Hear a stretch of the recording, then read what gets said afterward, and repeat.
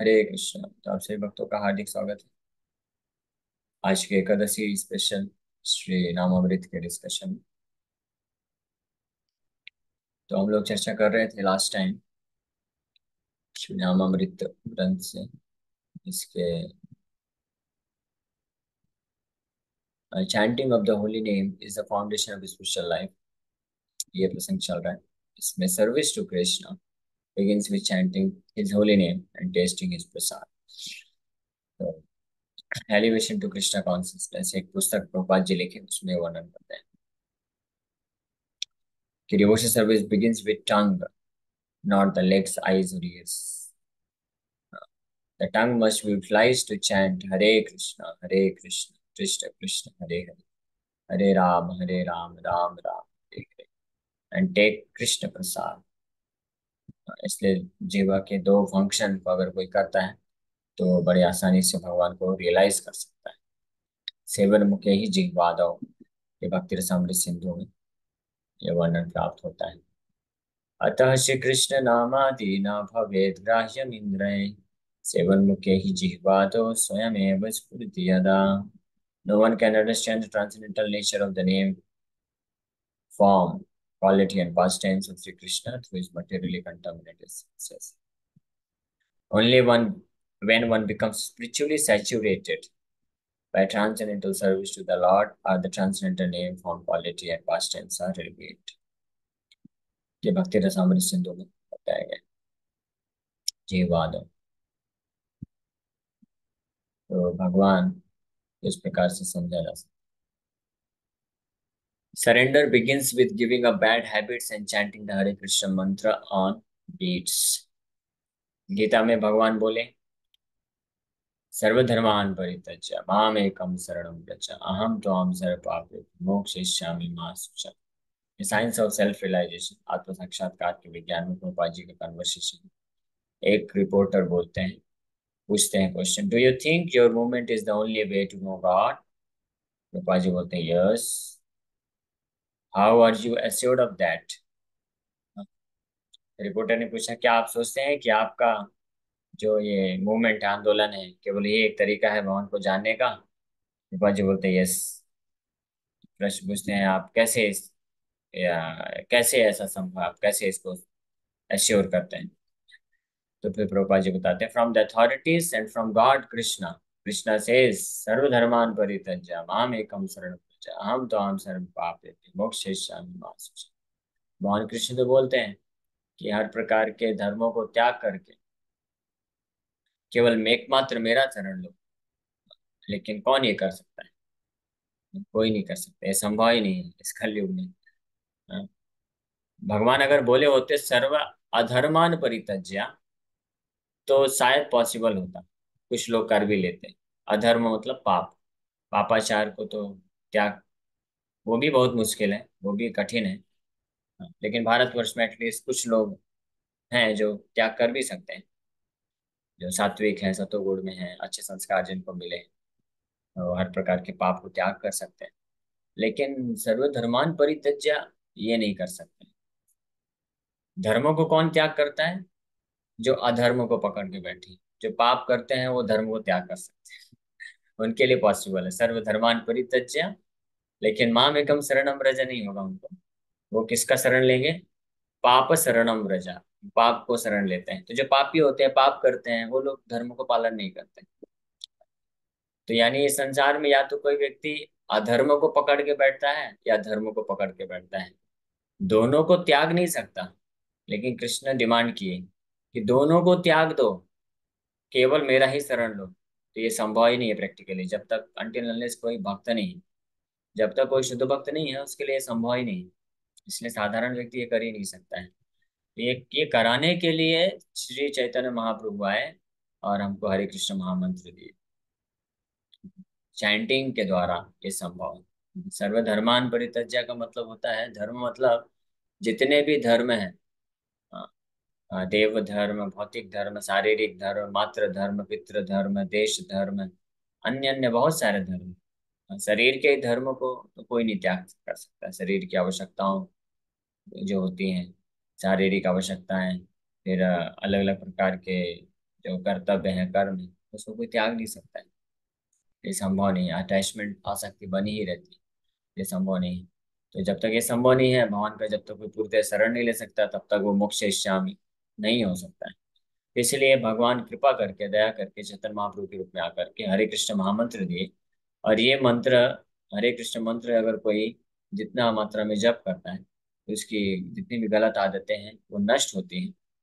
और जो धर्म और अधर्म दोनों के प्रति आसक्ति जो है, जब खत्म होती है, केवल भगवान के प्रति आसक्ति बनती है, तब वो सरेंडर कर सकता है, समर्पण कर सकता है।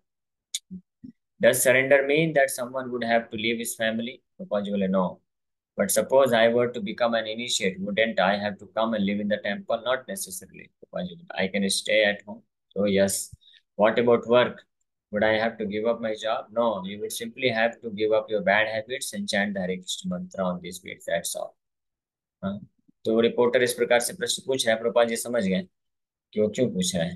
हाँ, क्योंकि वो ये कर ही नहीं सकता है।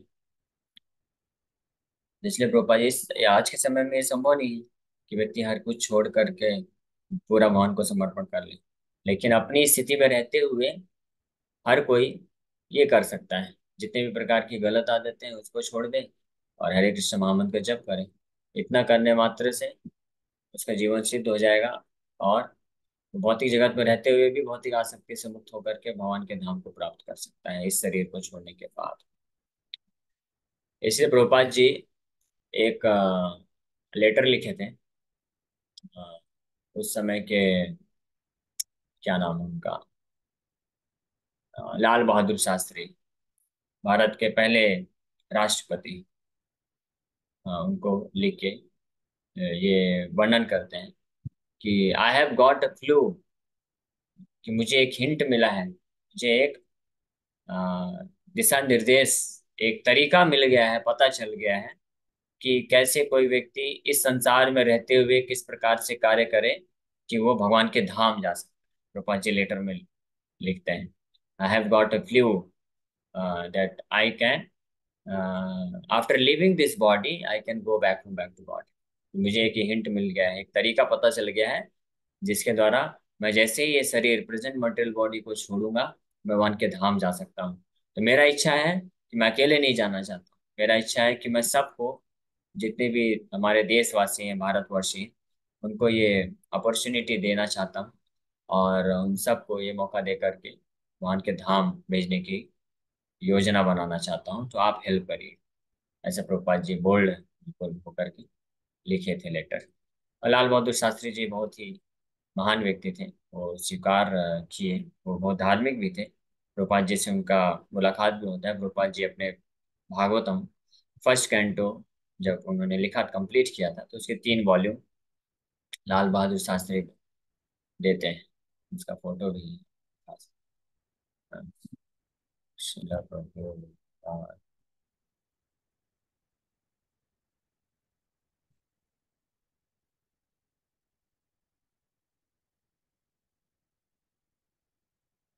तो प्रभुपाद जी को दिए थे, आप लोग देख सकते हैं। उन्होंने बहुत अप्रिशिएट किया था लाल बहादुर शास्त्री प्रभुपाद जी की, जब भागवतम को पढ़े, बहुत अप्रिशिएट किए थे वो। ये देख सकते हैं आप फोटो में, प्रभुपाद जी लाल बहादुर शास्त्री से मिल रहे हैं। ये इस्कॉन बनाने के पहले की बात है, अमेरिका जाने के पहले प्रभुपाद जी मिले थे लाल बहादुर शास्त्री से, और श्रीमद् भागवतम के सेट, अपना 3 वॉल्यूम फर्स्ट कैंटो दिए थे उनको। वो बहुत खुश हुए थे इस प्रकार के प्रयास को देख करके, और सराहना किया था उन्होंने प्रभुपाद जी का। प्रभुपाद जी और भी अन्य नेताओं को भी काफी प्रयास किए, महात्मा गांधी मिलने का प्रयास किए, लेकिन उनसे मुलाकात नहीं हो पाया। उनको लेटर लिखे, लेकिन कोई लेटर का जवाब नहीं आया है। और उस लेटर में प्रभुपाद जी बहुत स्पष्ट है, कुछ प्रिडिक्शन किए थे गांधी के बारे में, वो सत्य हो गया था। तो गांधी का जब मृत्यु हुआ था, तो उसके कुछ महीने पहले प्रभुपाद जी ने लेटर लिखा था, और उस लेटर में प्रभुपाद जी ये स्पष्ट बोलते भी हैं गांधी को, कि अगर आप पॉलिटिकल जो चीजें हैं, पॉलिटिक्स को अगर छोड़ नहीं देते, रिटायर नहीं हो जाते हैं, पूर्ण रूप से भगवान के लिए समर्पित नहीं होंगे, तो आपका जो है बहुत ही बेकार तरीके से मृत्यु का सामना करना पड़ सकता है आप। ऐसे प्रभुपाद जी चेतावनी दिए थे। लेकिन उसका कोई रिप्लाई नहीं आया। या तो गांधी जी तक लेटर पहुंचा ही नहीं, या पहुंचा तो उन्होंने नेग्लेक्ट कर दिया, खैर जो भी है। लेकिन कुछ नेता जो है सपोर्ट किए थे। इंदिरा गांधी से भी प्रभुपाद जी मिले थे। उनको भी सेम यही चीज बोले थे कि आप हेल्प करिए। मेरे मेरे पास जो है ये तरीके हैं, ताकि हम अपने भारतवासियों को एक शांति का रास्ता दिखा सकते हैं, भगवत भक्ति के मार्ग को उनको चेतना में जागृत करके। तो आप मदद करिए। लेकिन कोई रिप्लाई नहीं, कोई रिस्पॉन्स नहीं हुआ। आखिर तक प्रभुपाद जी जब इस्कॉन संस्था स्थापित करके अपने 50 विदेशी शिष्यों को लेके आए थे, तो फाइनली उन्होंने केवल इतना रिक्वेस्ट किया था पर्सनली मिल के इंदिरा गांधी से, कि आप एटलीस्ट इतना सपोर्ट करिए कि मेरे 50 विदेशी शिष्यों को आप भारत में रहने का परमानेंट वीजा दे दीजिए। तो इनके माध्यम से मैं पूरे भारतवर्ष में भगवत चेतना को प्रचार प्रसार कराऊंगा। लेकिन उसमें भी कोई हेल्प नहीं मिला। फाइनली प्रभुपाद जी खुद ही से प्रयास करते रहे। तो इस तरह से, खैर ये अलग सब्जेक्ट मैटर है। तो प्रभुपाद जी ये वर्णन करते हैं कि हिंट मिल चुका है कि अपने स्थिति में रहते हुए भी कोई व्यक्ति अगर नियमित रूप से भगवान के भक्तों के संग में रहता है, नाम जप करता है और 4 नियमों का पालन करता है, तो इस शरीर को छोड़ने के बाद वो भगवान के धाम को जा सकता है। ये सेल्फ रियलाइजेशन किताब में है। Continuous chanting of the holy name as part of the foundation of spiritual life. Narada Muni to the reformed hunter. Narada Muni इस हंटर को बोलते हैं। चैतन्य चरितमृत मध्य लीला में ये वर्णन है। क्या बोलते हैं Narad Muni? Leave your home and go to the river. There you should construct a small cottage, and in front of the cottage you should grow a tulsi plant on a raised platform. After planting the tulsi tree before your house, you should daily circumambulate that tulsi plant, serve her by giving her water and other things, and continuously chant the Hare Krishna. तो चैतन्य चरितमृत में ये जो कथा है स्वयं चैतन्य महाप्रभु सुनाते हैं सनातन गोस्वामी को। नारद मुनि का ये प्रसंग, मृगारी वाला जो स्टोरी कथा आता है। नदी तीरे एक खानी कुटीर करिया, तारा आगे एक पिंडी तुलसी रोपिया।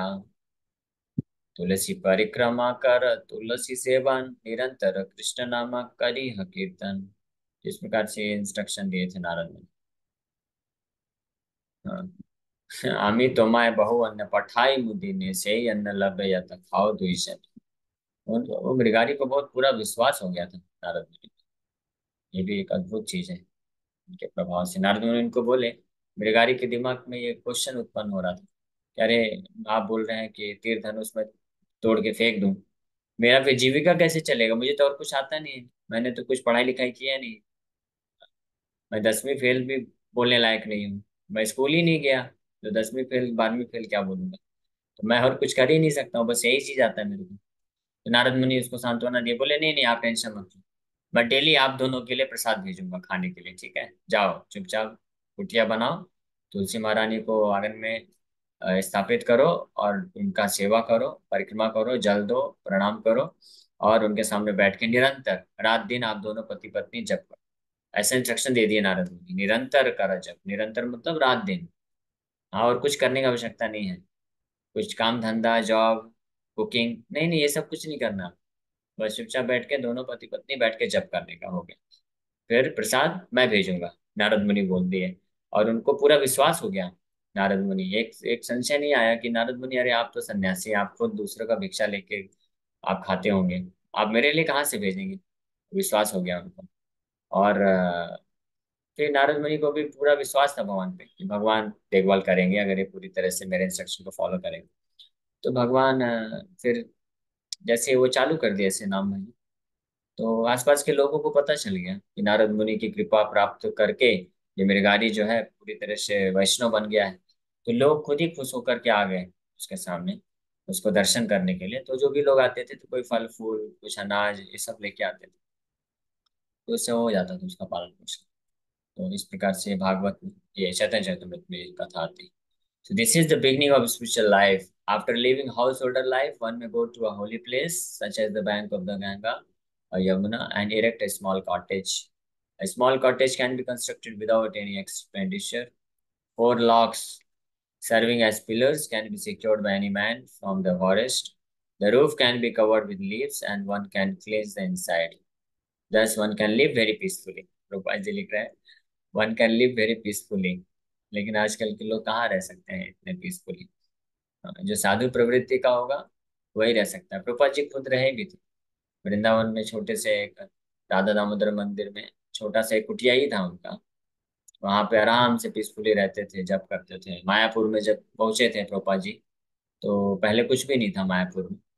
तो एक छोटा सा कुटिया बना दिया गया था भक्तों के द्वारा प्रभुपाद जी के लिए। तो प्रभुपाद जी उसी में घास फूस का कुटिया में रहते थे और भजन करते थे, और भक्त लोग आते थे उनको इंस्ट्रक्शन देते थे।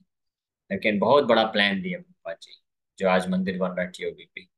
तो खुद भले ही एक छोटी सी कुटिया में रह करके पीसफुली रह सकते थे, लेकिन प्रचार के लिए, ताकि पूरे वर्ल्ड से लोग आकर्षित हों महाप्रभु के धाम में, तो इसलिए इतना बड़ा मंदिर बनवाए। तो प्रभुपाद जी जैसे भक्त जो हैं, और उनके ही पद चिन्ह में पालन करने वाले भक्तों के लिए ये पॉसिबल है कि कोई बहुत ज्यादा इधर जिसको बोलते हैं साधारण भाषा में बहुत ज्यादा ताम झाम करने की आवश्यकता नहीं।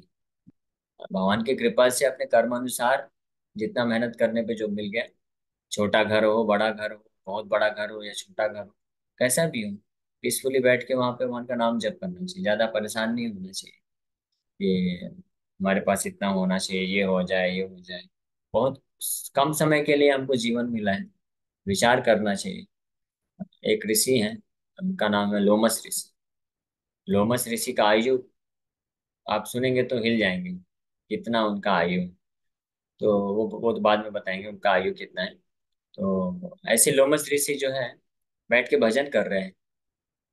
तो अन्य जो ऋषि मुनि या देवता लोग निकलते थे, तो बोलते थे कि अरे मुनिवर, ऋषिवर, आप जो है भजन कर रहे हैं, कम से कम एक छोटी सी कुटिया तो बना लीजिए। कभी धूप होता है, कभी बारिश होता है, कुछ होता है, बस कभी आप पेड़ के नीचे बैठ जाते हैं, कभी इधर उधर बैठ जाते हैं। एक छोटी सी कुटिया बना लेंगे तो कम से कम थोड़ा सुरक्षित रहेंगे आप। तो बोलते हैं अरे टाइम किसके पास है, जीवन इतना क्षणिक है, इतना कम समय के लिए हमारे पास जीवन मिला है, तो इसको क्यों व्यर्थ गंवाना कुटिया बनाने के लिए। अब कुटिया बनाने में कितना समय लगेगा, 2 4 5 घंटे में बन जाएगा। हाँ, प्रभुपाद जी लिख रहे हैं तात्पर्य में, जैसे कि जंगल से लाने के 2 4 बड़े बड़े लकड़ी के, वो लकड़ी ले लेने का, उनको गाड़ देने का, और ऊपर से बस पत्ते का वो बिछा देने का, हो गया, कुटिया बन गई। तो इसको कोई भी आधे दिन का काम है। हाँ, ये ज्यादा ज्यादा 1 2 दिन में बन गई। तो लोमस ऋषि बोलते हैं कि नहीं नहीं, बहुत कम समय है, इसमें व्यर्थ क्यों गंवाना। उनके पास समय कितना है, उनका आयु है, ब्रह्मा ब्रह्मा जी का जब एक दिन हो जाता है, एक दिन मतलब 864 करोड़ साल, हमारे 864 करोड़ साल जब होते हैं, जो ब्रह्मा जी का एक दिन होता है 24 घंटा, तो उसमें लोमस ऋषि के शरीर से एक बाल नीचे गिर जाता है।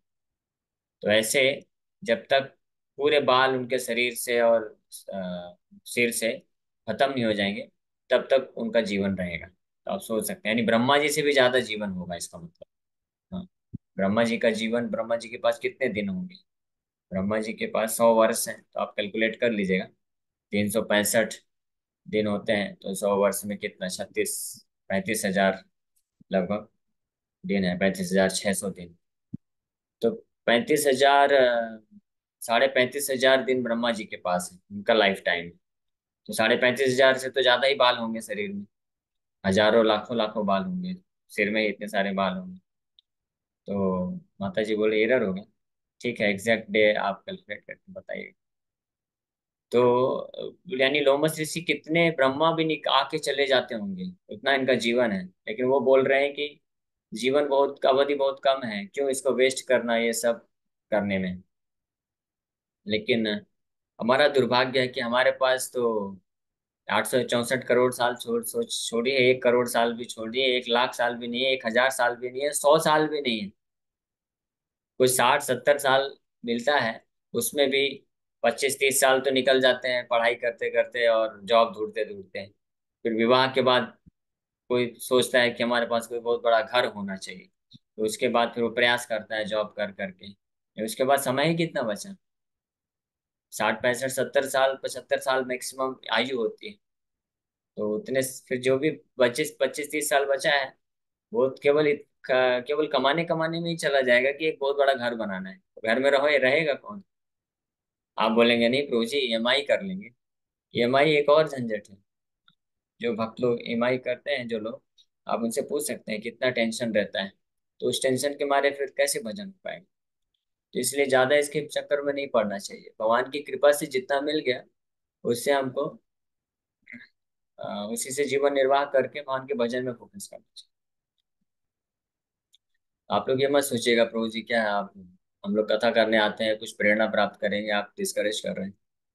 तो कथा का मतलब यही होता है। कथा मतलब होता है कि भगवान कृष्ण की भक्ति के प्रति इंकरेजमेंट मिले, प्रेरणा मिले। और भौतिक कार्यों के प्रति जहाँ पे हमारा अननेसेसरी बहुत ज्यादा समय जाता है उसके प्रति डिस्करेजमेंट मिलनी चाहिए। क्योंकि देखिए हमारे पास समय लिमिटेड है। अगर आप भगवान का सेवा करना चाहते हैं, भजन करना चाहते हैं, नाम जप करना चाहते हैं, तो आपको कुछ भौतिक चीजों को तो त्यागना होगा। सब कुछ नहीं त्याग कर सकते हैं, और वो सब कुछ हम उम्मीद भी नहीं करते हैं, और ना ही योग्य भी है सब कुछ त्यागने के लिए। आप जो है घर गृहस्थी कर सकते हैं, घर होना चाहिए रहने के लिए, स्थान समय वस्तुएं होने चाहिए, कपड़ा अच्छा पहनिए, खाने के लिए अच्छा करिए, सब कुछ होना चाहिए।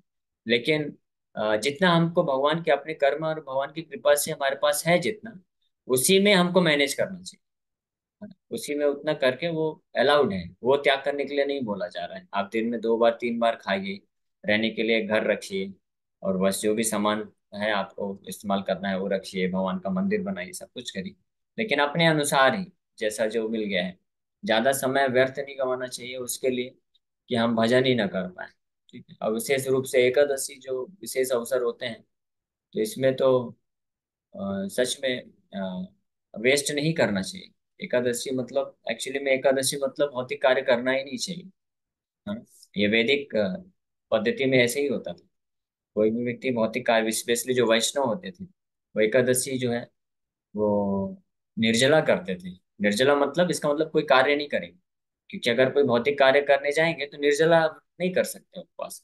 निर्जला निर्जला व्रत क्यों करते थे एकादशी में, आप इसका महत्व इसको ऐसे समझ सकते हैं कि भक्त लोग एकादशी का एक क्षण भी व्यर्थ न जाए, भगवान के नाम जप करने के अलावा किसी और चीज में न लग जाए, इसके लिए वो लोग पानी भी नहीं पीते थे कि पानी पीने में भी हमारा कुछ समय व्यर्थ व्यर्थ चला जाएगा। सोचिए, ये है निर्जला एकादशी। ये जस्ट कोई रिचुअल नहीं है कि बस फास्टिंग कर लिए। कुछ लोग होते हैं निर्जला तो कर लेते हैं लेकिन दिन भर जो है भौतिक जगत में भ्रमण करते रहते हैं, भौतिक कार्य करते रहते हैं, नाम जप 16 माला भी नहीं कर पाते।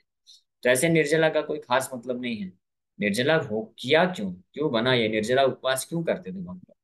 क्योंकि वो नहीं चाहते थे कि हम पानी भी पिए, फिर पानी पिएंगे उसमें समय जाएगा, फिर पानी पिएंगे तो टॉयलेट भी जाना पड़ेगा तो उसमें समय व्यर्थ जाएगा। हाँ। तो उतना हमारे जो मिनट चले जाएंगे नाम जप करने का, फिर अगर खाएंगे तो उसमें समय जाएगा, मैनेज करने में सब समय जाएगा। तो 24 घंटे ना तो कुछ खाते थे पीते थे ना सोते थे, ऐसे करते थे।